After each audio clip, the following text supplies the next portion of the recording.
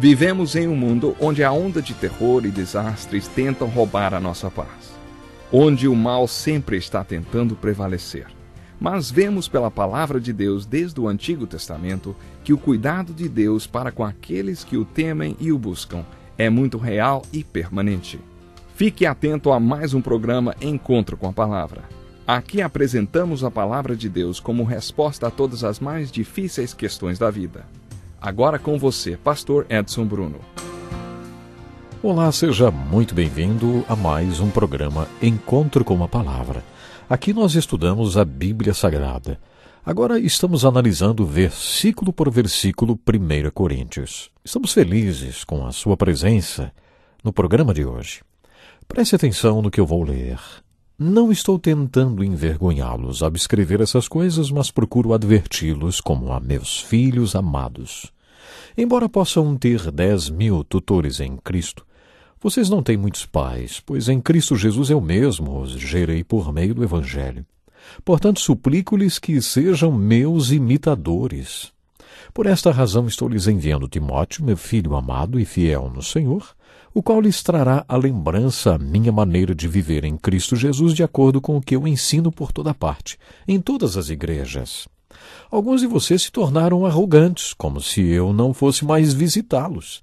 Mas irei muito em breve, se o Senhor permitir. Então saberei não apenas o que estão falando esses arrogantes, mas que poder eles têm. Pois o reino de Deus não consiste de palavras, mas de poder. O que é que vocês querem? Devo ir a vocês com vara ou com amor e espírito de mansidão? Esse é o final do capítulo 4 de 1 Coríntios. No capítulo 16, Paulo usou a palavra portanto.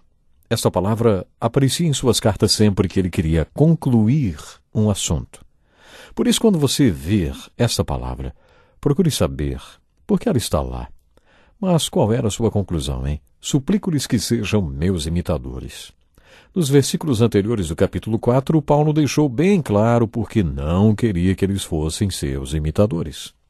Mas depois ele falou sobre ele e os outros apóstolos serem considerados loucos, fracos e desprezados pelo mundo.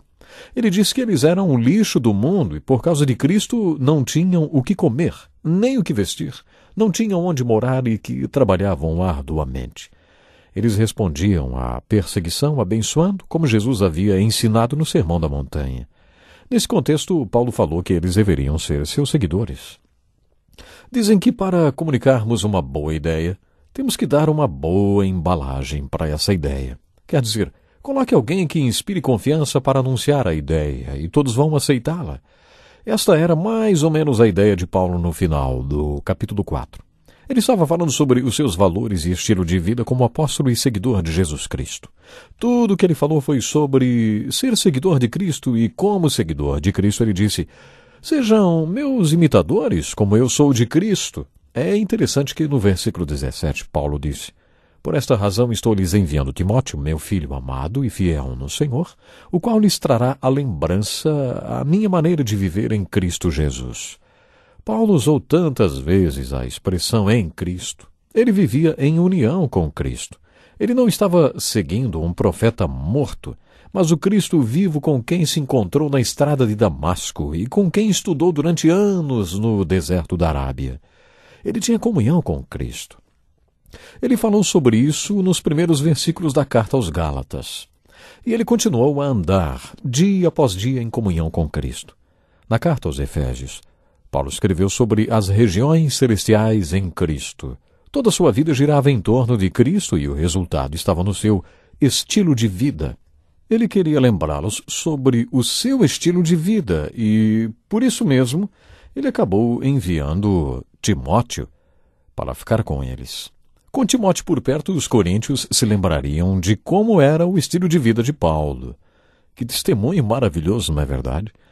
Creio que esse conceito seja muito importante e é preciso que hoje a Igreja de Jesus Cristo tenha consciência de que o que você crê é aquilo que você vive, o que você fala, não passa de discurso religioso. A sua vida, o que você vive, é muito importante. O mundo não precisa de discurso religioso. Não é isso que causará impacto no mundo. O que causa impacto no mundo é vida. As pessoas são impactadas ao verem uma vida que anda em união com Cristo. Por isso, Paulo diz que mandaria Timóteo para ficar com eles. Ele mostraria o que é andar em união com Cristo. A seguir, Paulo falou assim: irei muito em breve, se o Senhor permitir. Para Paulo, era o Senhor quem determinava se ele estaria em Corinto, Filipos ou Éfeso. Por isso ele disse: se o Senhor permitir, vou visitar vocês.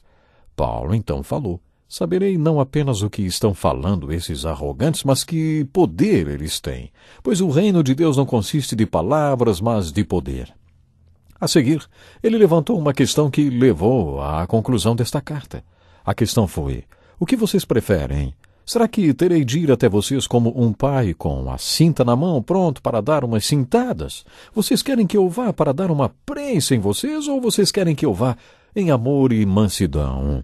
O que é que vocês querem? Devo ir a vocês com vara ou com amor e espírito de mansidão?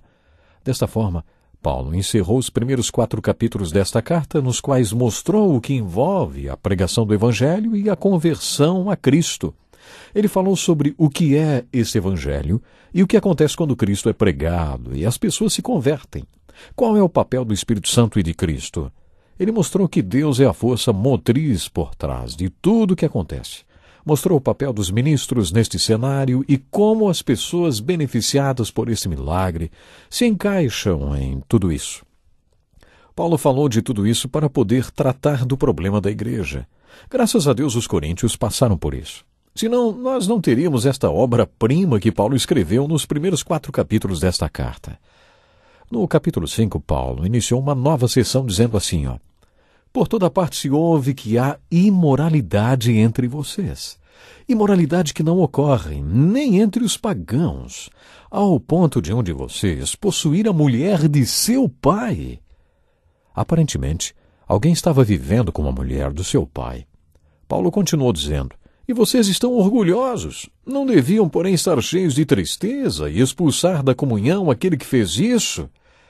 A partir daí, Paulo deixou para nós um tremendo exemplo de disciplina na igreja. Antes de entrarmos nesse assunto de maneira mais detalhada, quero esclarecer alguns pontos. Talvez Paulo tenha tomado conhecimento do que estava acontecendo através dos irmãos que se reuniam na casa de Cloe.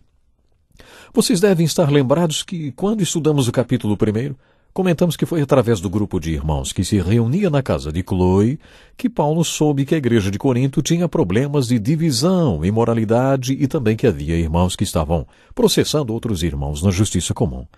É importante lembrarmos que Paulo ficou sabendo de tudo isto através dos irmãos que se reuniam na casa de Cloe.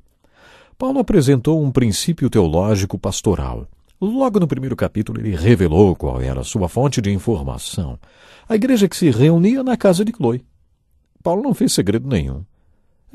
Paulo não disse assim, olha, eu fiquei sabendo, eu não posso contar para vocês aonde eu fiquei sabendo, mas eu fiquei sabendo que há isso e isso entre vocês. Não. Paulo foi bem claro. Esse é um princípio teológico pastoral. Não há segredo nenhum. Paulo foi muito claro. Ele disse, olha, os irmãos que se reúnem na casa de Cloe me disseram isso. Ele não fez segredo. No capítulo 5, Paulo tratou de outro problema. Preste atenção.